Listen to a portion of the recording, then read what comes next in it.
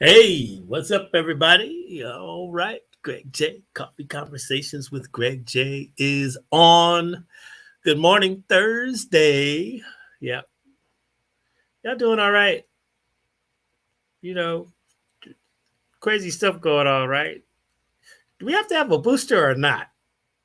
Like, what's going on? Everything is really crazy in this world, but we're still standing strong, and I hope you're doing okay. Hope you're staying prayerful, positive, keep your head to the light, right? We're going to continue to do our thing here. Coffee Conversations with Greg J. Culturally relevant conversations about our people from a global perspective. That's what we're doing. Lots of stuff happening. Really excited about today's show. Really get to reach out to a brother that, man, it's about to be some history telling in this place today. That's what I'm telling. But before we get to that, don't forget, if you're in the Long Beach area or in the Southern California area, we're proud to welcome the Her Excellency Dr. Arikana Chihambori Kwao, former African Union ambassador in the United States. Uh, Definitely a global influencer. She's promoting global trade, building bridges of culture between Africa and African Americans. And she's coming live. We'll be up there at the Expo Arts Center. Kalimbasong Coffee Company, our coffee line that we import from the nation of Cameroon. KalimbasongCoffeeCompany.com. That's where you can get your coffee. But we're presenting Her Excellency, and this really promises to be a big deal, man. So hopefully we'll see you in the place to be. Doors open at 10. Ambassador speaks at 1. And there'll be businesses there. I got a few more tables left. It's free. So if you have a business and you want to share information about your business to the community, hit me up. I'll put my email in the chat today so that you can hit me up and get your table and lock it in and just be a part of the essence of global trade. If we don't do it for ourselves, who's going to do it? That's what's up. Yeah, hip hop music, right? I've been working a lot with VIP Records. Remember, you know them over there in Long Beach. Back in the day, there was about 20 of them all over Southern California. But really standing in the gap, rolling alongside, preserving the legacy. It's important that we do the work that's required to preserve cultural legacies. And I'm just reminded of the history of hip hop. We always talk about this. Remember last week we had the brother Rob Kenner, who was one of the hip hop journalists, Vibe magazine, and he wrote the book about Nipsey Hussle. And, it's on the New York Times bestseller list. And we began to kind of, sojourn down memory lane about hip hop history. For me personally, I was an executive when hip hop first broke in the industry. So I had a front row seat to watching it go down. And, I remember seeing this brother around. And then when I worked at the radio station, I had a chance to really chop it up with him. So, the godfather of West Coast hip-hop is here. What? Alonzo. What's up, Greg? Williams. Good morning, my brother. How you doing today? How you doing this morning, Doc? I'm good, man. I'm good. Yes, sir. Yes, sir. Yes, sir. Man, I am so honored that you come through to chop it up with me today, and appreciate you so, so much, man. You're just a good brother. I just want to say that publicly. Thank you, Doc. Thank you. I appreciate that. I know you, the godfather, the promoter extraordinaire, the historic, iconic, but you're just a good, good brother, Thank you, That's Doc. it. Yes, sir. Yes, sir. You want to know something crazy? Good brother, being a good brother don't pay like it used to. You got to be a gangster. You got to be a gangster to get paid these days, man. Yeah. Being a good brother don't pay like it used to, like it's supposed to.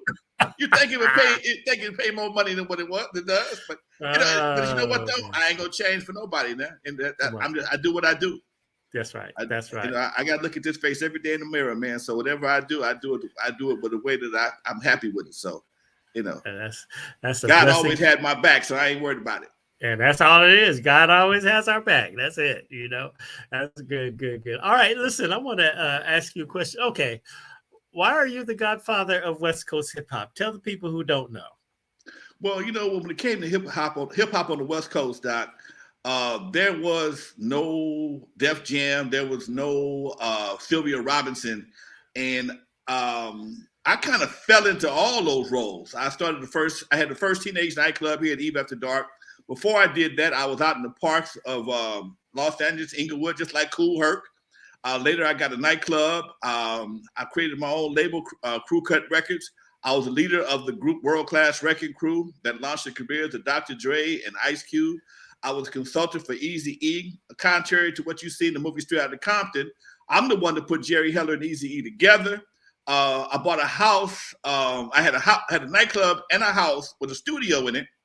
And there is not very many, if any, hip hop artists that came through Compton that did not come through my house and be a part of my tutelage. NWA was formed in my living room. I consulted everybody when hip hop first was founded in the 70s. I was one of the first guys to go out and actually just start to find out how to make records, how to do what has to be done. I didn't know nothing about the record industry, but I was already in business by having a nightclub and DJing. So I had a little more business experience, just didn't have record business experience, which is a totally different animal. But nonetheless, because of my aggressive attitude towards getting things done, people kind of followed me, and I had to provide various platforms that allowed the West Coast to flourish. One of the last big things I did was I formed a distribution company called West Coast Record Distributors, and that was founded by myself, Egyptian Lover, Rudy Pardee from the LA Dream Team, and my good friend out of Long Beach, Unknown DJ. And so whatever hip hop needed, whatever voids that were created in the world, I found a way to fill those voids. And I'm not known for being a rapper or a producer, but I've done so much in so many different areas of the music game. And like I said before, I'm one of the first, if not the first DJ here on the West Coast. Back in 1976, I went to broadcast school, and that's how I got tied into radio. I never worked at a radio station, but I took my talents, my skills I learned in broadcast school to the streets of Long Beach, Peck Park. And back then, everybody was doing dances. The big hustle was doing dances with LSD Promotions and Z Cars. So I formed my own production company, and along with my other partner, rest his soul, Roger Clayton, we created something here in South Central LA that has never been duplicated and probably will never be duplicated again. And then later on, Greg Mack came in from K-Day, and so I hooked him up with what had to be done. So I played a major role in various aspects of West Coast hip hop. Anybody that needed something in the game, they pretty much came to me. I pretty much gave it to them. I'm a nice guy, okay? And whatever they needed, I gave to them. So right. That's how I got the title. If you see my flow chart, it starts with Dre, Easy, Cube, but it goes all the way down to Kendrick. So that's how I got that title, Doc. You know, Alonzo, I'm going to tell you something, man. This is the second time this morning that Roger Clayton's name has come up in my space. Okay. I was talking today to the president of the Harbor Commission in Long Beach. You know, he's leading the board of directors of the Port of Long Beach. Okay. And we were having a chit chat about a whole nother subject. And I told him I was having you on this morning. And he was like, man, so you know Roger Clayton? I said, yes, brother. You know, we started talking about Uncle Jam's Army and Gig Martin and everybody, you know, and he was talking about how, you know, back in the day, you know, he was an investor, I guess, you know, they say, hey, man, you know, if you get, you know, give us $300, you know, you can make this amount of money. And so he said that was his teenage years right there. Wow. We talked about Roger and his sisters and everything like that. Wow. Isn't that something? You know, when I think about what we did back then, and I see now as I go to the schools and colleges and speak, the teachers are more impressed with the history than the kids, because the teachers were there. They lived it firsthand, just like your boy. He lived it firsthand. So he being an investor, you know, that's nice to have on your resume. You know, but people of power and influence are starting to recognize what we did back in the day, and that's always a good thing. Yeah. Good. Another thing you mentioned, the parks. I was just talking not too long ago with one of my friends on the East Coast, and I was sharing. I said, when you all were out on the streets, getting the power from the lamppost and blocking off your streets and all that. I said we was out at the parks with our big speakers and everything. I mean, Yes, that's sir. a Cali thing, right? Yeah. I'm from San Diego, so yes, we did the same thing. So, I was wow. a little bit more fortunate. I knew.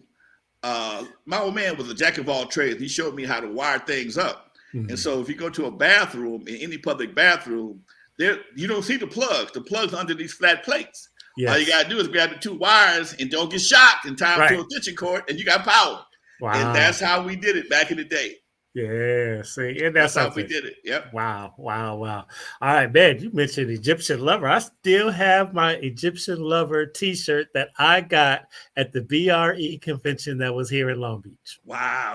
I miss those conventions. I miss all that type of stuff, man. Mm-hmm. And I tell people, unfortunately, the gang activity that moved into the music business kind of got all that stuff canceled, man. Yeah. Sure and did. It used to be a time, when the record industry, everybody was going to the BRE or Jack the Rapper or the NAMM convention the NARM convention in San Diego. Those were big events, man. People were driving from all over the country to, whether it was East Coast or West Coast, to support those events.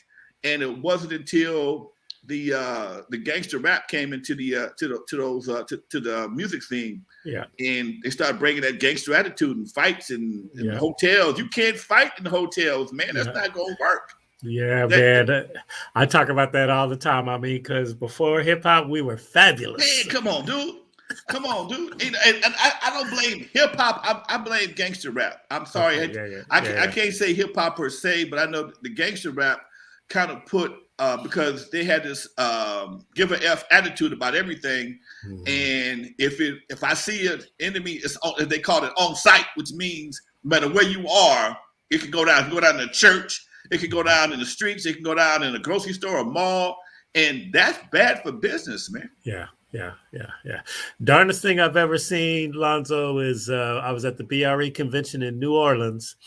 And the movie Mo Money with Damon Wayans was out. So that was the whole thing. They were taking everybody from the convention down to the theater to see Mo Money. And I missed the bus. And so I was sitting at the bar with Michael Johnson. He was a vice president. I think he was working for Warner Brothers in those days. And so we were sitting there chopping it up. And the gangsters got in a fight in the lobby of the hotel. Do you know New Orleans PD stormed the hotel lobby on horseback? What? Inside the doggone hotel, yes.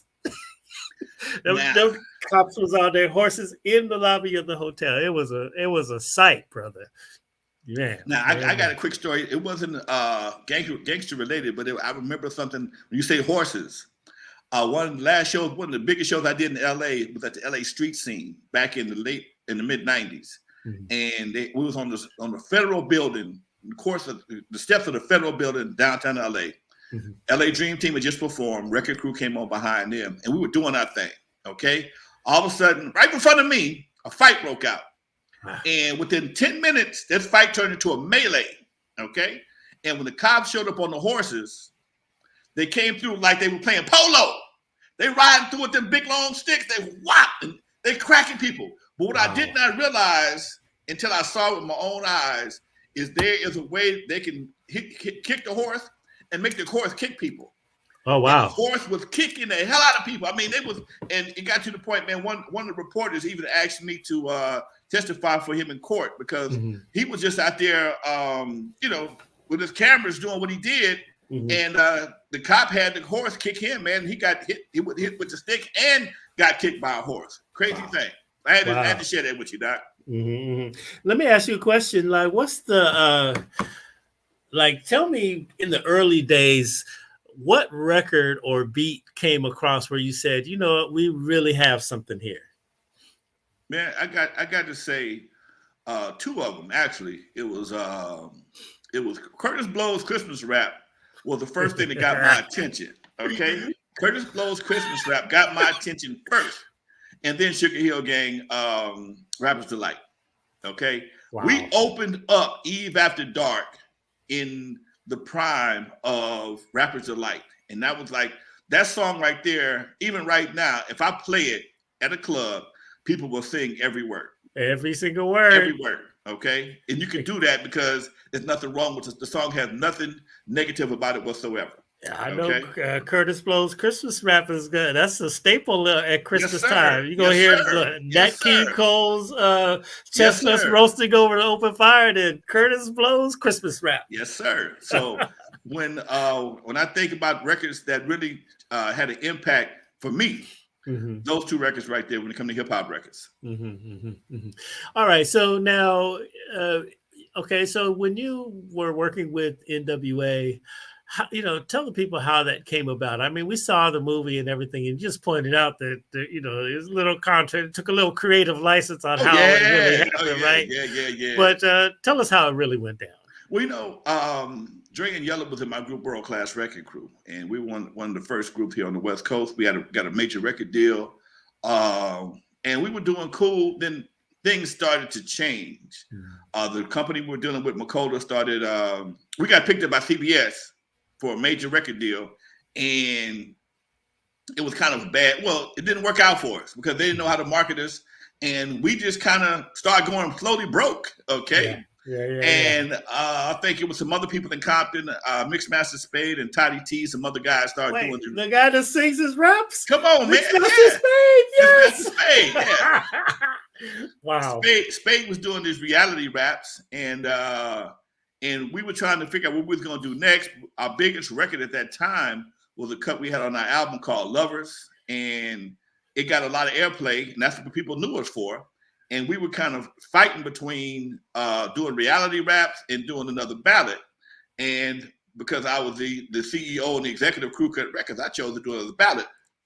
Excuse me. Meanwhile, Eazy-E was in Dre's ear the whole time. Come join me, come join me. And he was at my house on a regular basis. So when Dre and Yella and them started having issues, Dre went to jail.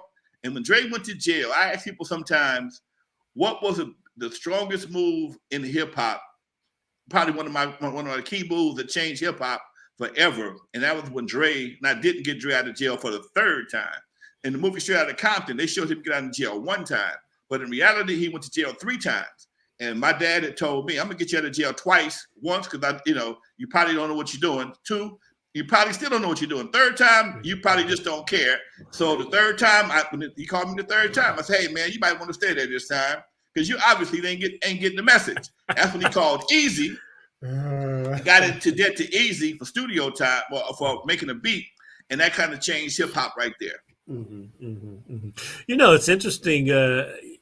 So, what is your perception now? I guess your assessment now. So, Dr. Dre's a billionaire, dude. He's like, you were there at the beginning when y'all making records on the, in the basement. Now this man is he's got a school on the campus of USC, my brother. Yeah. So it's like what do you say to that? Like, have someone who was there getting, you just described getting Dre out of jail and all of that, holding back in the early days. And when you look at him now, describe to us your feeling from your heart. Well,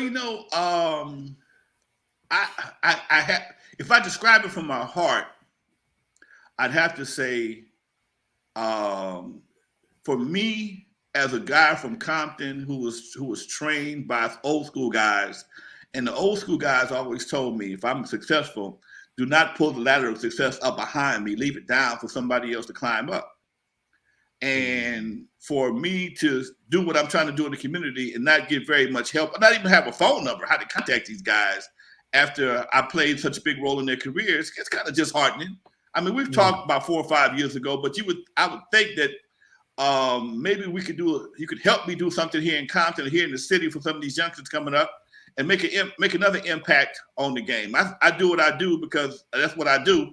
Mm-hmm. But I would think I would be able to get a lot more assistance from the folks that benefited from my efforts in the beginning. That's all. Mm-hmm. I'm proud of them, of course. I'm truly proud of them. But sometimes people get, they don't think about it. I'm gonna say they forget. They just don't think about, they got so much going on. They don't think about what they, where they came from. Yeah. Or, So is it that, it's like I was talking to somebody the other day and we were talking about, how, a lot of times we're growing up in the community and we are consumed with, okay, everybody got to get out, we got to get out, whether it's, striving to get a higher education because you got to get out, do you feel like it might be part of that, where, he just feels like you know, he just wanted to leave the community behind and just live in a whatever lifestyle he has now? Or I mean, I do think he should keep up with you now. I mean, that's what I'm thinking. But I don't know. I got to the point where I'm not mad at nobody. I would welcome any assistance anybody gave me, but I can't depend on it. I can't look forward to it. I can't expect it. Okay, if it showed up, man, I would welcome it 110%. But I got to keep doing what I do. I mean, as a young man, when I was in business as a youngster, I'd be promised a check for $5,000 or $10,000, and sometimes I would go sit on my hands and wait for that check. But by the time I waited for that check, I owed the whole check out. Yeah. So yeah. I just do what I do, and something like that come up. Well, hey man, here you go, Alonzo. Good looking out for the community. I would welcome it. But in the meantime, I'm gonna keep on grinding like I've been doing for the past 30, 40 years. That's God give me the strength. Very, very interesting perspective. Now, when you listen to hip hop today, right, what is your assessment like, having been there from the beginning, the godfather of West Coast hip hop? And now when you listen to the music today, what do you think? Man, I think that here's the part. Do not hold Greg responsible for Alonzo's opinion, okay? Do not cut Greg off for Alonzo's opinion. I just think, man, in a lot of ways, man, it's been weaponized and used against us, dude. There's no balance in the hip hop anymore. There's no balance. I mean, what I'm saying is, it's like, okay, if you want to smoke some weed and shake some butts and do what you do, that's fine. But where is the other side at? Where is the side about going to college, doing what you taking care of the family, because it's like living on an all Hennessy diet. At some point in time, your kidneys are going to respond in a negative way to an all Hennessy diet. There's no water in the kidneys. Kidneys got to have water. Your body got to have water. Okay, so as much as good as Hennessy make you feel, you got to have water to survive. And that's the thing that I think we're dealing with right now, especially in hip hop, because you're no longer playing for program directors or music directors. You're playing for algorithms, and as long as the algorithms will pay you a certain amount of money for doing a certain type of music, people will continue to do it. And as long as people consume it, and here's the next thing: you're not really consuming the music. You're listening to it, but you're not consuming it. If you had to go to a record store, a VIP in Long Beach, hop in your car and drive to VIP Long Beach and thumb through the record crates or the CD crates or ask for the cassette and spend your $4.99 or $5.99, would you buy the same music that you're buying right now? Okay. But because it's streamed and there's really no cost, you spend $10 a month, $13 a month for the streaming service, and they kind of shove stuff at you. It's a lot different based on what you say you like. If another song fits that same algorithm, now you'll get bombarded. And now the big problem with that is when we grew up, because we had speakers on our shoulders, okay, our parents had an idea of what we were listening to. Right. But now everybody is headphones. Everybody's music is privatized, so you don't know what your kids are absorbing, and you don't know what's happening until they react and start singing songs out loud. I remember as a kid, I was singing a song called Funky Broadway. And in my house, I didn't realize until that night that funky was a bad word. I was washing dishes, singing Funky Broadway, and my mama lights me up, okay? She started yelling on me. Cussing in my house. Mama's on the radio. I don't care. You can't say funky. Hey, I didn't know. Okay? Yeah. We don't have that same. You don't have that same way to monitor what kids are listening to, and music goes straight into your ears, which is one of the closest orifices to your brain. Mm-hmm. And I was next thing you see him acting out, and you wonder what happened.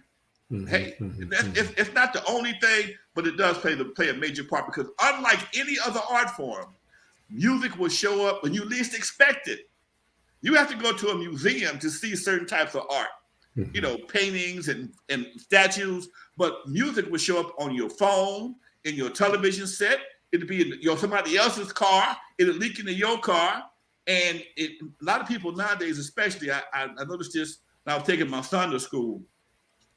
Two things that I didn't understand is sometimes I would see other parents taking their kids to school, and because folks got them big banging car systems, you got a kid in the back seat, and pops or moms are blowing some gangster rap, and baby in the back seat vibing. Yep. Baby vibing too, and the kid is taking in all this negativity. So why, you're not thinking the same, they're not thinking the same way. And it just makes a big difference long term, Doc. It does. It really, really does. And nowadays, when the music comes out of these speakers, man, it's straight pornography. Come on, man. It's audio pornography in a lot of ways. Yes. And it's one of the things, as a person who's now a grandfather, man, you have, you become more conscious of what you put out in the universe when you're looking at your grandkids grooving to it. Okay. Mm-hmm. My daughter, it kind of got past my daughter because she was so close to me. She was around, but she wasn't around. And a lot of stuff got past her, but her kids now they're born into it. It's something that's, I was not born into gangster rap. I wasn't even born into Richard Pryor. Richard Pryor was around, but he wasn't a man yet. He hadn't blown up yet. When I got about 17, 18, that's when Richard Pryor became the man. Yeah. And I got to tell you Richard Pryor story right quick. Let me tell you how crazy it was. Richard Pryor was the man. But that nigga's crazy came out. I had to have it. You couldn't go to a VIP and buy it. Kelvin, Cletus, nobody would sell it to you because you weren't 18. Mm-hmm. You go to the swap meet and buy the 8-track, buy a bootleg 8-track. Anybody could buy a bootleg. Me and my partner wanted it so bad, we bought a bootleg, went in his car. He had an old Buick. We put it in the 8-track. We couldn't let nobody know we were listening to it. So we went into the garage, closed the door, and because he had a weak battery, we had to turn the car on. So we sitting in the garage with the door closed and the car running, listening to Richard Pryor. Okay, we listening to Richard Pryor and we laughing and coughing. Not realizing we about to kill ourselves, okay? Just to listen to Richard Pryor. So that's for me, that shows you how different things have become. Mm-hmm. Because nowadays, if you're next to somebody in the street or at the gas station and they crank that, cussing music up or that crazy music up, and you got your kids in the car, you have to really think, hey man, do I want to even approach this fool? Right. And ask him, can he turn it down? Because I'm not going to expose it to my kids. But my kids getting secondary exposure from somebody else's car. Yeah. Wow. I'm listening to you talk there, and certainly we talk about VIP records, right? And just the essence of going to the record store. Back in the day, you got your little, I don't know if it was Jet magazine or even just looking at the pamphlet that they had. You got the 45. You looked at the chart. You said, okay, I need that 45. All that. It's something almost religious about going to the record store and thumbing through the crates and all of that. And what you're saying is streaming has removed all of that. So there's that, visceral, ethereal experience that's missing now from the music buying experience. I remember as a label owner, I couldn't afford record promoters. So I'd go to KGLH and KGFJ, K-Day, whoever was available on every Tuesday. That was record day. That was record day. That's right. Tuesday, you walk into and the crazy part about it, and you got all the record promoters that worked LA radio, and you see them at KGFJ, you see them at KGLH, you see them at K-Day, you see them at Q102, wherever they had to go, you would see them, and it was like a little family, okay? Yes. And sometimes we would exchange product, okay? And I remember when K-Ace was around, I was at K-Ace over there with Willie Davis. Yeah. He had radio station in his beer distribution company. Yeah. And I was sitting in the booth one day when the Tina Marie album came out. And Alonzo Miller Alonzo Miller. Yeah. Alonzo Miller was a program director, and they gave Easy Wiggins the Tina Marie album. And I'm sitting there, but he was playing some cuts from the album, but when he played it, he played the single. Then he played a couple more songs that was banging, and he got in trouble because he didn't play. He played some more songs from the album without authorization. I'm like, how do you get mad for somebody giving you exposure like that? But that was a different game back then. You see what I'm saying? Yeah. He called up on the phone. Man, you can't play that record right now. And I just played the single, but I thought this was a great song too. But this shows you how much the game has changed over the years, man. Man, I'm wondering, do they even have record day anymore? I don't know. It probably be record email day now. Because the song's coming on your email by MP3 and whatnot. Yeah. We used to look forward to record day because the record refs would come. They put lunch in the. You get laced. You get lunch in the conference room, and Greg Doolan and his people coming in serving. It's great. Sir. Yes, sir. Yes, sir. Wow. I'm currently working with a couple of record promoters, and everything I get right now is pretty much MP3. I get a PDF file with an MP3 embedded into it, and sometimes I even get a YouTube link embedded. Yeah. So it's totally different, man. It's very impersonal. It's a total different game, man. Yeah, that's how it comes. It comes in that little package, has the artwork, has the single, sometimes the whole album. Yeah, clean and explicit versions. Yes, it'll have the YouTube all in one package. And all say, hey, package. So this, you don't even know who the record rep is anymore. Nope. Man. You might sit in the corner at the bottom, but it ain't like it used to be. And that's the part I think you and I, as elders in the game, can appreciate and share with these youngsters. It's a lot that They have a lot of technology, but we had a lot of relationships. I mean, I've been knowing you, 40 years, man? Yeah, it's been a lot. Close. I've been knowing you, come on, man. I've been knowing you, and all your hair was black. Yes, brother. Yes. Yeah, we didn't have no gray hair, okay? We didn't have to dye it to keep it black. It was naturally black. Oh, man. Okay, so let me ask you a question. So, like in the day when, so at first when hip hop first broke, right, you couldn't get commercial airplay. It was really all on college radio and all that. Matter of fact, some of the stations that you mentioned just now, KAs, maybe even KJLH, KGFJ, they summarily rejected the hip hop music sound when it first came out. It lived on college radio. The charts were, remember the Gavin Report was probably the only really viable chart, but they even pulled their research from, college radio. The Source magazine was a newsletter when the Dave Mays and them guys they were students at Harvard University. When K-Day, Jack Patterson, Greg Mack, and then when they said, okay, we're gonna make hip hop happen, right? How did you feel as a laborer in the hip hop journey? You now all of a sudden you got a radio station. How did that feel? That was really cool because I was right there on the ground floor, man. I was right there on the ground floor. Before we went to K-Day, we actually KGFJ.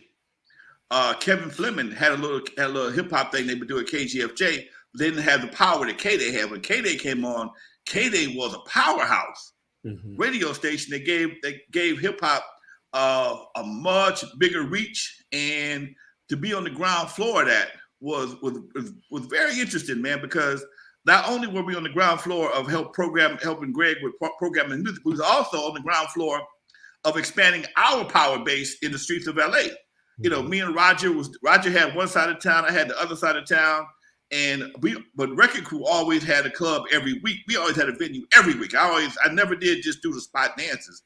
I did something every week. So that gave us a little bit more viability, especially in the Compton area. I had Doodles and Skateland. So Greg was bringing us Jermaine Dupri, New Edition, LL Cool J. All these people, man, was coming to Skateland and Doodles just on the strip. So it being a part of that was just a hell of a situation, man.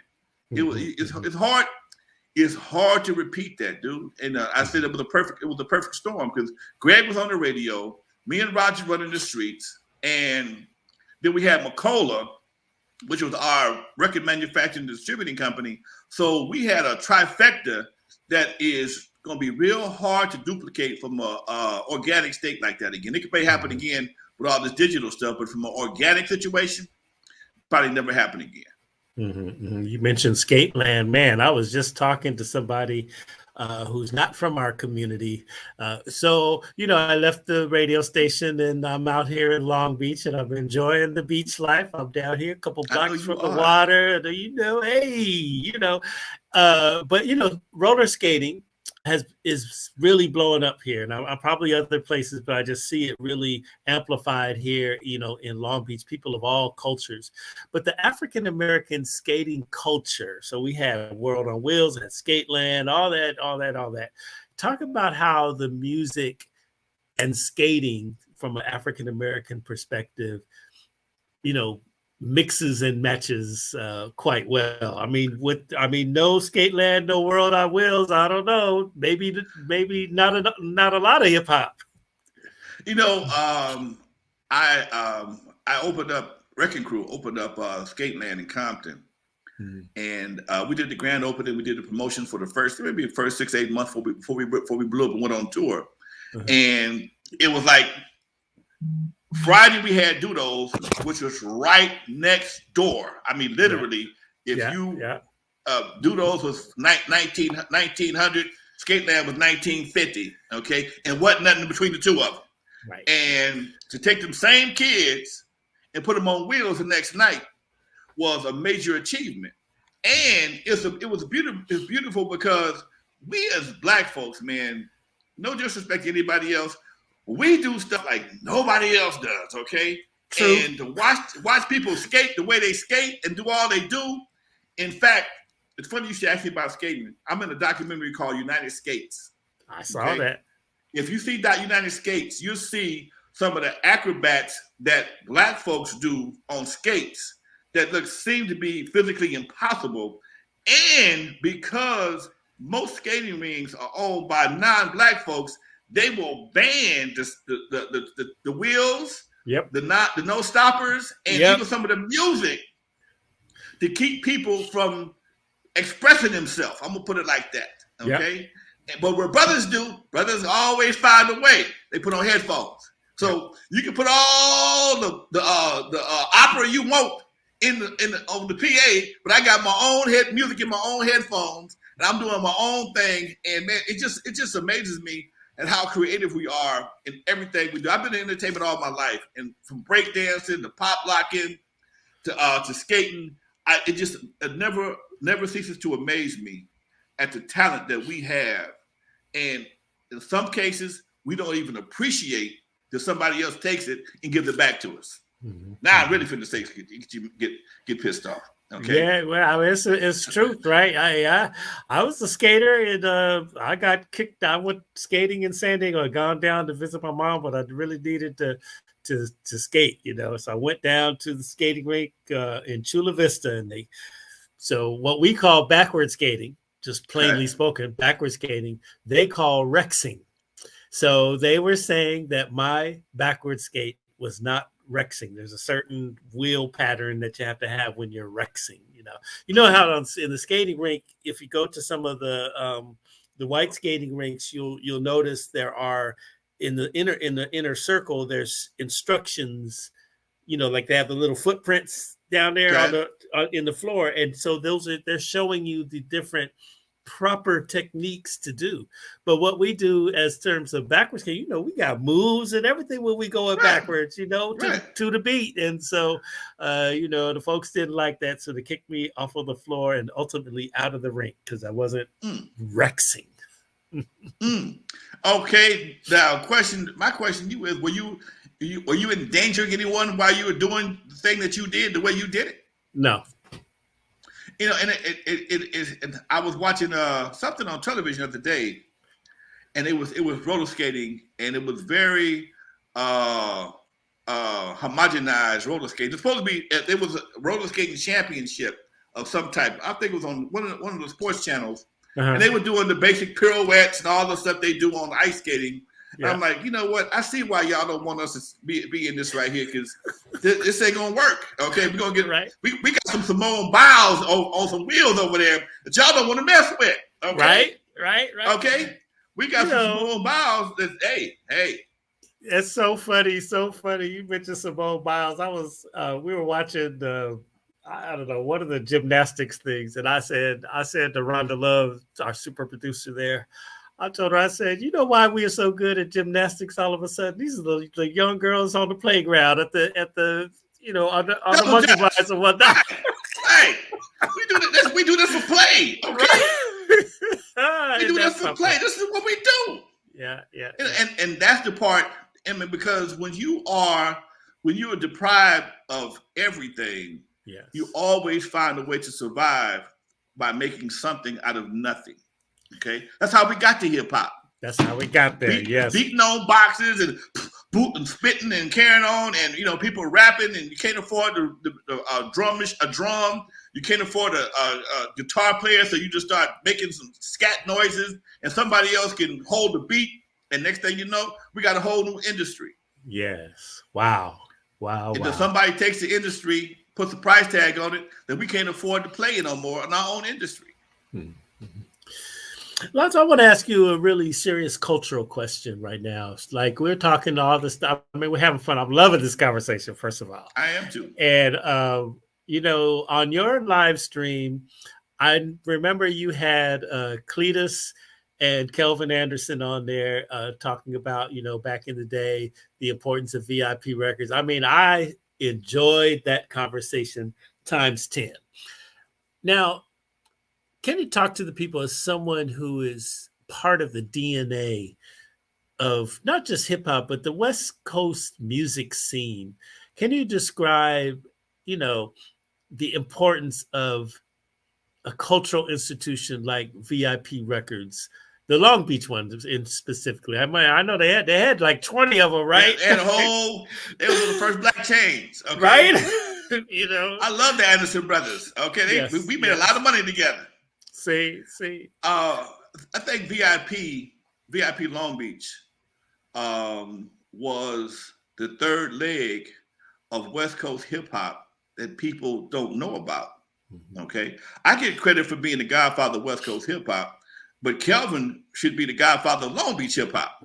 Okay, because Kelvin put down Snoop, Warren G, Nate Dogg. So all them cats that came out of Long Beach came through Kelvin. Yeah. Okay.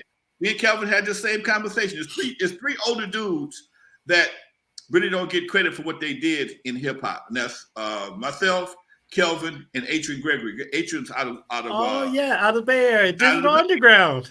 Yeah, Digital Underground. Okay. Look, no Adrian Gregory, no Tupac. No Tupac. No Tupac. Okay. True, right? Okay. And because my guy helped both those guys, okay, that puts me in kind of puts us all in a position of power, but it kind of puts me at the top and it goes down from there. No disrespect to nobody. But is it without VIP Long Beach, because Kelvin had a vision and a platform that even I didn't have. He was able to sell records. I made them. Kelvin sold them. Kelvin had relationships with all the majors. Kelvin saw things from a retail standpoint that a lot of people in the offices didn't see. And he provided opportunities that people wouldn't have had if not for Kelvin. Okay, when Kelvin told me that one of my guys, Jeeks, who was a part of the Stereo crew, Ice Cube's group, went to him and had him buy him a drum machine so we could set up a studio in the back of VIP. I didn't know that. Kelvin told me that, or Jeeks told me that. And this is how the Warren G's and the Nate Doggs and other players got a chance to get into a studio to get to the Dr. Dre's. Okay, but without Kelvin having that foresight, because I don't run in Long Beach, I can't be everywhere. I'm Compton. Okay, without Kelvin being there, while VIP Records being out, without you having that magnetism that the record store had. Okay, that's one thing that I think that people don't understand, especially when you have a grown man in charge of something that opens his arms up to youngsters coming up. Yeah. When you have, for me, it was Jeff D. Harris. When Jeff D. opened his arms to me and allowed me to run his club even after dark, it put me in a power of magnetism for the youngsters in the area. Well, Kelvin did the same thing in VIP. By Kelvin being a grown man and making an investment and having a business already established, he was something to aspire to. And by him having the foresight to make the investment, it makes it even more valuable long term. But he got the same story I have. People forget where they come from, and you don't get the same. If you don't, it's like the ladder of success has been pulled up behind him. Hey man, let Kelvin do what he do for somebody else. Okay, everybody is in the game now is 50 plus. Okay, everybody in the game is 50 plus. Okay, but there's some 20-year-olds down there that need some assistance. So if Kelvin's willing to do that, if Alonzo's willing to do that, help them to do that. Maybe you might find you another star, for your camp. Mm-hmm. But but as elders, we just see so many different changes. It's almost hard to make it keep evolving because things evolve so fast. Yeah, if you came to my studio right now, you swear it was in NASA. I got a camera in my face. I got microphones over here, and then I need to upgrade because I can't do some things. So it takes money to make these things happen. So being that guys like Kelvin running the store, he got all the inventory, doing the T-shirts. If a Snoop or whoever was in position, hey Kelvin, here goes something for the youngsters. Create you a nonprofit and keep doing what you do in Long Beach for these kids. Or, hey, Mr. Mayor, we need to do something to make VIP store, make that sign a community, a landmark in the community, a community landmark, a historical landmark, because it deserves that. It deserves that. When it was coming up, it was all on the roof, but they on the roof doing everything they did. But people forget, man. Well, it's funny you say that, Alonzo, and that's like totally organic and divinely ordered that you would even share that, especially from your perspective, because do you know that the sign is an official historical landmark in the city of Long Beach? And something that I just learned, it is the second most iconic sign in the city next to the Queen Mary. Wow. Isn't that something? Wow. That's great, man. That's great. Yeah. Wow. I was telling a friend, I got a lot of love for Long Beach. Okay. In fact, I saw Warren G one day with his record, The Regulator. He talks about 18th and Lewis. Okay. Well, in the corner of 18th and Lewis, my grandmother's sister had a cafe called Callie's Cafe. And I asked him, hey, man, did you ever go to Callie's Cafe? Hell yeah. And he talked about the cafe, the whole 9 yards. So here we are, second generation, intertwining. And I don't know where he grew up at, but he referred to my great aunt's restaurant in his record. And then when I talked to him in person, I ate there many a day until they turned into an apartment building. And he's absolutely correct. But my next love for Long Beach, out of all the Long Beach, I gotta say this is because it's Long Beach. Out of all the love I've ever had for Long Beach was the Pike. I used to love right. I love the Pike, man. I miss Greg. I literally have dreams about going to the Pike, man. It's all fancy little outlet center now. That's the movie theaters over there. It ain't the same. I went to the Pike every Saturday after I cut lawns with my dad. I would spend most of my money at the Pike because it was just so cool. And like a crazy kid from Compton, I used to love watching the MPs beat up the Navy guys. Navy guys? Oh, come on. The Marines and the Marines would fight the Navy and the MPs would arrest everybody. Okay? Yep. It's so funny. I'm from San Diego. My father was a career Navy man. He was a seagoing sailor, and we would come up to Long Beach. He had a couple of ships he was stationed on that were stationed here in Long Beach. And then, I wasn't a Boy Scout. I was a Sea Cadet. And every summer we had what we call a 2-week training. So you go and they take you to the boot camp and they put you on a ship and all that. And we would sail from San Diego up to Long Beach, walk around the Pike, get back on the ship, and go back to San Diego. But yeah, that's the Pike for real. Now, Greg, that's crazy because I was in ROTC. We did just the opposite. We would drive from Long Beach to San Diego. Okay. And we would be on, I never forget, we got in trouble because we went to a place called the Scuttlebutt, and we weren't supposed to be in there. And they chased us out of there, man. And it was crazy. And we had to spend the night in the brig on the ship on the way back home that day. That was my last experience with the Navy. Oh, wow. Well, I went into the Marine Corps. And so like, oh, did you? Okay. Yeah. So when you and I first met, I was fresh out. I got into the industry. I came home to San Diego, and then I wanted to be a recording engineer. And the guy who you may know him, Al Ramirez. Did you know Al? Yeah. Did you know he just passed away, man? Oh no, I didn't know that. Just last weekend. But he came down to San Diego to look at a singing group that I was doing sound for, and he loved my sound, and he said, "Man, you need to move to LA," And so I did. I came to LA, and the rest is history. Been around ever since. Okay. Glad to have you, Doc. Glad to have you. Yes, sir. So I'm round the love saying, "Bring back the Pike." Bring back the Pike. Now you know what? Here's the crazy part. Now, the San Diego Pier used to be called Pacific Ocean Park. Yes. Okay. Yes. People don't know that. You got to be old to know about this right here. But it was never as much fun as the Pike. I don't give a damn what you say. Okay. The Pike had a certain. What made the Pike fun for me? It had the little rooms in the back for a quarter. You could see all kinds of stuff. Okay. And that was my fun for the Pike as a dirty-minded young man. That was my escape. Okay. Oh my God. Yeah. It never. But POP, Pacific Ocean Park, was always super clean. It was never had that R vibe to it at all.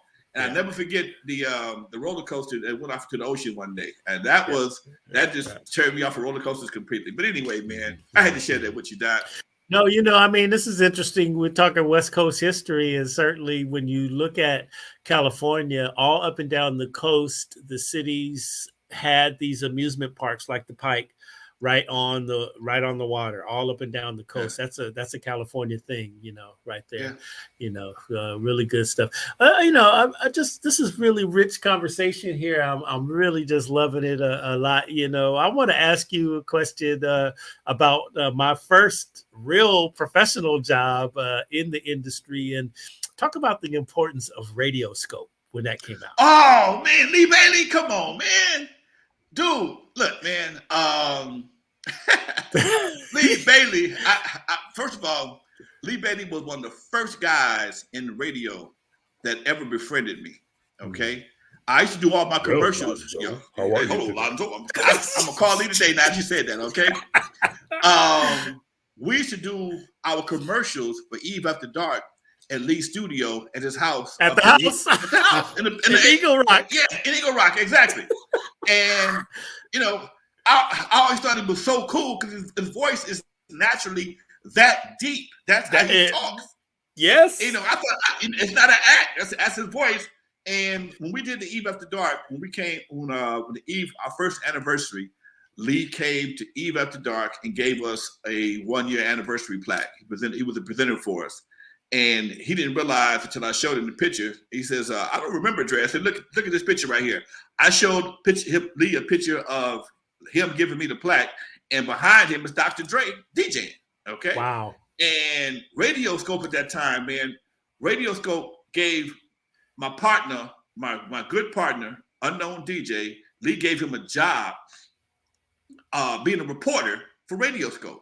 So he said, and my partner, hey, man, let's go to Vegas. We go to Vegas, and that's what they just trying to do this R&B award show. So I had a chance to meet M2 Mary J. girls, Barcades, a bunch of people. And here's something, man, that I told Lee, he don't know what he did for me and for West Coast HipHop. While I was at this convention in Vegas working for Radioscope, I had a chance to meet a lawyer named Curtis Shaw. Okay, Curtis Shaw held a seminar on like the 10th floor of the Imperial Palace in a windstorm. Okay, we outside. He's talking to us about the music business and gave me his card. He was my first attorney. He was one of the first guys I met, all behind messing with Lee Bailey. But the show itself, man, every Sunday, Radio Scope. Yes, Come on, sir. dude. I told Lee the other day, I said, I don't know why, I don't know what you got to do, but you need to bring them shows back, man. Because that's some content, some historical content that needs to be revisited, man, because you got interviews with everybody, man. Everybody. Yep. I was the sales manager at Radio Scope. Were you? Yes, brother. I flew. Lee and Diane had me flying all over this country. I had a ball. I talk about it all the time. When I think about that time, I mean, I was in New York City, Chicago. I was doing my thing. Radio Scope was that station, man, on Sundays, dude. Mm-hmm. You stopped what you was doing, listen to Radio Scope. Yep. You would stop what you were doing, listen to Radio Scope. And and so many forgotten stories too. I was looking the other day, I was looking at a picture of Mariah Carey, right? Okay. And I remember, first and foremost, we were talking about record reps. Ken Wilson. Yes, sir. Belinda Wilson's brother.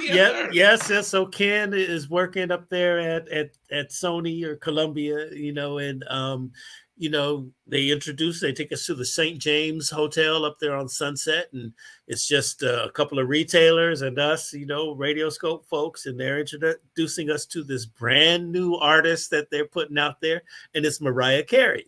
Right. And so Vision of Love hits and it's blowing up the charts and everything.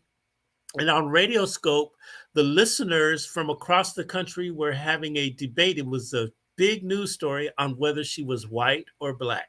And that was the whole thing. She had controversy behind her complexion and everything. And that was that big thing.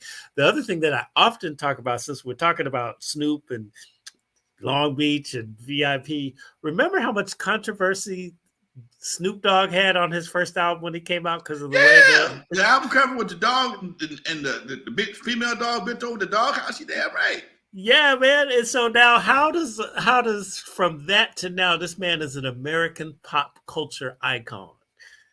He's on everything. You know what? It's funny, man. And like I said before. It don't pay as much money to be a good guy as it does to just be what they want you to be. Okay. When I remember when C. Dolores Tucker was having a fit over everything Snoop, NWA, Tupac, everybody did. Okay. Yep. And at some point in time, she just disappeared. Allegedly, she got a check from Seagram's and she wouldn't sit down someplace. Everything that was bad. And I tell people, I said, man, people forget that when they first came out, they came out to a lot of controversy. Snoop, before he even hit his first album came out, he was up for trial for murder. Remember? Okay. He was on trial for murder. Murder is the case that they gave me. Okay. And when you think about the true history of how these things evolve, man, and when you sit back and you've seen it evolve, and you know what. You got an idea. Nobody knows everything, but you got a good idea of what the situation was. It still amazes you how things have evolved. And sometimes you wonder, it makes you wonder why they go, things are going the way they're going. Remember the Reverend in New York City took a steamroller over the rap CDs, man. Yeah. Reverend Calvin Butts of Abyssinia Baptist Church, one of the most prominent black churches in America. Yeah. He took one of them CDs and rolled them over with a steamroller. But the problem now is, I bet you right now, if you gave him a donation, he'd take it. So it's I can't say it's hypocrisy, but man, it sure looked like it to me. Okay. I'm not gonna call it what it is, but it's sure. And Greg, that's the part that people don't understand about Alonzo. Okay, I grew up fighting the guys, the original Pyru boys, Putin and cats like that. I left Centennial behind having an issue with these guys. I went to Gardena High School, and I literally, they was prepared to kill us over some bull. And I wasn't prepared to kill nobody. You can say I ran I say I was smart, okay? Because the situation that's caused our problem was not about anything major, okay? It was about where you Popeye MF's going. And my partner, they got into a fight. Next thing I know, it's a hassle. My boy put hands on one of the guys from the neighborhood that was supposed to be a gangster. And next thing I know, they want to kill everything in ROTC. And for me, as a grown man, to know how fast, how small of a situation can develop that can become a life or death situation, okay? A simple misunderstanding can be interpreted as a sign of disrespect, and now you got cats with guns at each other because, hey man, with a simple apology will make everything okay. All right. Yeah. Even right now, I just did a show the other day about issue we had in my club, Eve After Dark, and it was with the bounty hunters from Nickerson Gardens. And I said, yes, we fought them guys, okay? And he gave us credit for the win. But because nobody got stomped out, shot, and killed, as grown men in our 60s, we can talk and laugh about it now. Wow. Okay? We can talk and laugh about it. But these kids nowadays, they don't understand that everything is a life or death situation or life or death sentence based over nothing. Do you realize that situation that happened in Torrance a few years back started over some French fries? Whoa. Okay. Oh my the goodness. Situation in Torrance in the bowling alley where people got killed, 4 or 5 people got killed, started over French fries, man. Wow. So I tell a youngster right now, I had my club, I used to get into it from time to time. Disrespect, man, put the drink, no drinks on the down. Oh, nigga, how you going? Oh, excuse my French. Oh, man, how you going to tell me what to do? Blah, blah, blah, blah.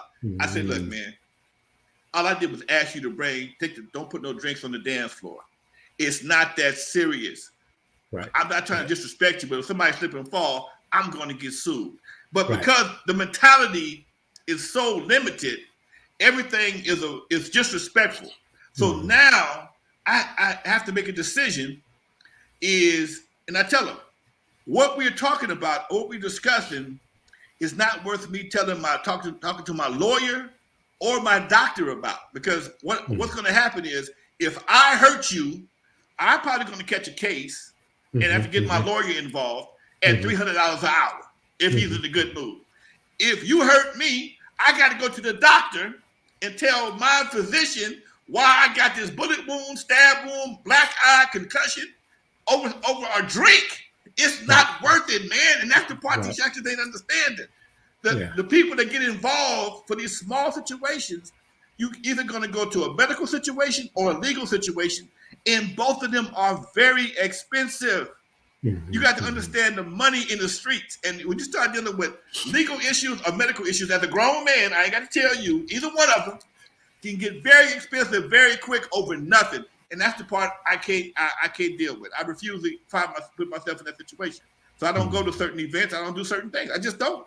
Not that I'm scared. I just don't want to deal with the ramifications if something goes left. And like I told my partner one day, we was doing something. He grabbed his gun.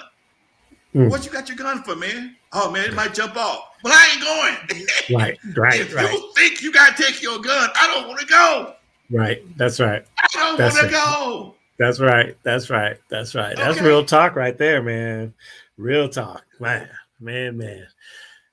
You know, Alonzo, this has been a great conversation. Almost at the end of our time. Actually running a little bit over, but it's all good. You know, I want to ask you a couple of last questions here. Go for it. First off, do you remember the Committee for Excellence in Black Music? Yes. Okay, you know, I was one of the founding members. We did those rap symposiums. Yes. I attended quite a few of those. Yes, sir. We did those. Okay. And then what's the name of the club you were upstairs? I was over there. Yeah. Around the corner from the barbecue church. Yes, sir. Around the corner from the barbecue church. That's how when people ask, where you club? Around the corner from the barbecue church. Oh, okay, cool, no problem. What is that? El Segundo and Avalon. Avalon. They know the smoke. They know the smoke. Wow. They know the smoke. You know, I think, man, as much as something like that is needed right now, unfortunately, I don't know if we as elders, we could probably be some advisors, but they'd have to get it from some younger cats to really understand the importance of something like that, because in my eyes, music has been weaponized against us as people, us, our generation. And I tell people, I tell rappers all the time. Had a debate about the Dave Chappelle situation, and I said, I tell you what you do. You take any gangster rap record and replace the word, the N word, with puppy, Jew, gay, or anything else, and see how long you last on the radio. Okay, all the killing you do with all the N words you killing and smoking and putting work in, replace it with puppy, dogs, poodle, chihuahua, rottweiler. Don't make no difference.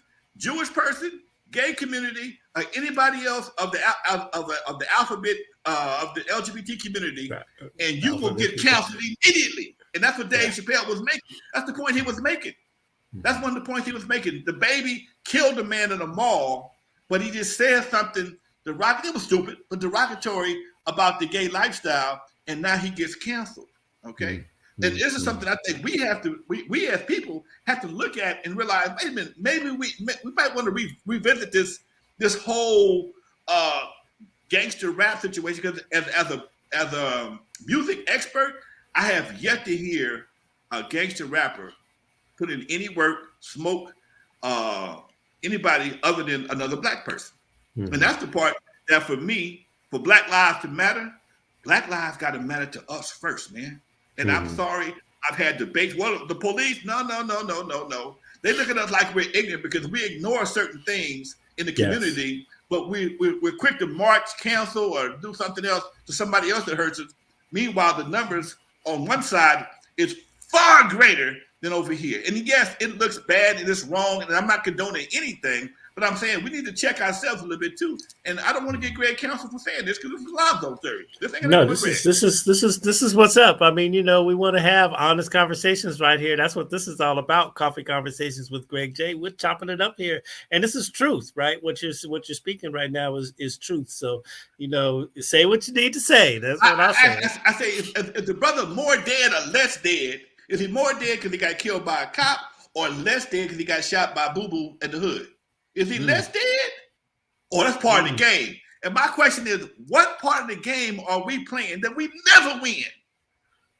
What game are we playing that we never win? We don't win on the street. We don't win in the courtroom. We don't win in the street. How can we play these games that we never win? And I was watching. I got to say this before I go, dude. I was watching. This is some grown man perspective. Okay, I was watching 50 Cent's show BMF. Interesting show. I like it. But I also listened to got the audio book, and I listened to Big Meech saying that he knew that he wasn't going to last forever. And I'm sitting there going, so he had about a 10, 11-year run before the walls caved in on him. And they exchanged 10 years of good times for 25 to life in jail. And I'm like, that really a good exchange. Right. And I know a lot of cats are so dope over the years and to live that high life and whatever, but then they don't have, now folks in their 60s and 70s, 50s, late 50s and early 60s, and ain't no Social Security check, okay? And you don't have none of the good stuff that you had back in the day. You don't have that no more. You don't have the Roses and the Benzes. And if you do have them, they're old as hell now, okay? Right. And the coats don't fit. The diamonds is, the jewelry is dated, so it just seemed like it's a bad exchange for your youth. You had a good time in your youth, but now as you're getting older, and again, because I'm older than most of the cast in the game, I look at it from a different perspective. Okay, and and that's the part. Ain't but a handful of cats. Ain't but a handful of cats in hip hop period in their 60s. Okay, ain't but a handful of cats, or ain't but 2 or 3 people on the West Coast that's still doing it in their 60s, and I'm one of them cats. So I've been fortunate. I had another career in club management and club ownership that allowed me to still stay in the entertainment business, but not so much be in the hip hop business. But again, being in the music industry, you always in entertainment. So it makes me, I have to keep an eye on it just for my own edification to see what the evolution has turned into. And I think the more I think about some of the youngsters, they like sparklers. They go up and pow. You don't see them no more. Right. They go up and they pow. They real pretty for a few minutes. And they gone. Gone. Okay. Yeah. Gone like skyrockets. Okay. Yeah. And that's something. I think that's something they need to look at. Yeah, brother. Come on. Just profound conversation, and I absolutely love it. Absolutely love it. Hey, Lonzo, tell the people how they can reach out to you. You can find me at reallonzonwa@gmail. I have a website, LonzoWilliams.com. My latest venture, Greg, I got to tell you about my latest venture. Okay, come on, get it. My latest venture is my Roku channel, the Homegrown Media Network. If you have Roku, go to add channel, type in the Homegrown Media Network. You'll see some of my videos up there, but I have more shows coming. Please subscribe, download it. It's free, don't cost a dime to download it. My main goal right now is to bring more downloads to my channel, Homegrown Media channel on Roku only right now. And now, is that different from what your other live stream that I watch? Yes. If you live want to come on at any time, is what I might come on anytime. Yeah. my YouTube channel is NWA Stories with Lonzo. Comes on live Tuesdays and Thursdays. But my Roku channel, that's something I'm doing for new content and new artists. I'm trying to give new artists a new platform to take them to television in a different manner, not just on YouTube. And I love YouTube, but I think most artists get buried in YouTube. So I'm creating a channel that's kind of a combination of Soul Train and Arsenio Hall show, where you can actually get a chance to meet the artist and talk to them like they used to do back in the day on Soul Train and American Bandstand. And it's one thing to have a video, but do you know the artist? What's the artist? What's the artist? Where they from? How they? What they do? What zodiac sign are they? Simple stuff. So this is what I'm doing. Somebody, Lena Cole Dennis, wants you to say something about the Universal Hip Hop Museum. Oh, yes, sir. I'm a member of the Universal Hip Hop Museum. What's up, Lena? How you doing, darling? I'm a member in the Universal Hip Hop Museum. Just received a Lifetime Achievement Award from that. Also, I'll be going to Africa in December for a Lifetime Achievement Award from the West African government in Senegal, I believe it is. I was going to ask you about Africa, because Lonzo, I'm all things Africa. You know that. I mean, that's my whole thing. And I was going to ask you about your global connection. So you're going to get a Lifetime Achievement Award in Africa? I'm going to get a Lifetime Achievement Award in Africa. They just sent me a reconfirming email the other day, and I'm expecting my travel arrangements any day now, man. So I'm looking forward to doing that. It's just it's been a great year for the kid. Hey, that's what's up. Wow. It's been a great year. Yep. Yeah. So have you ever been to the continent?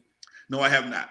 Okay. All right. Well, look, if you got time, listen, I want you to come to Long Beach on Saturday. We have the former ambassador, African Union ambassador, Dr. Arikana Chihombori Kwao, coming to Long Beach, and she's speaking about global trade. I said, Lonzo, I've been organizing tour groups to Africa for more than a decade now. When you was coming by KJLA, sometimes I wasn't there because I was over on the continent. I ain't mad at you, Doc. I'm not mad at you. Yeah. So this is good. We should talk a little bit more about it. I'll send you some information about our situation coming up on this Saturday. But generally speaking, I would love to know more about what you're doing in Senegal, and then also maybe you need to meet my friend Mom Tokalur Mbaye, who is the Consul General of the Republic of Senegal right here in LA. She would be interested to know what you're doing.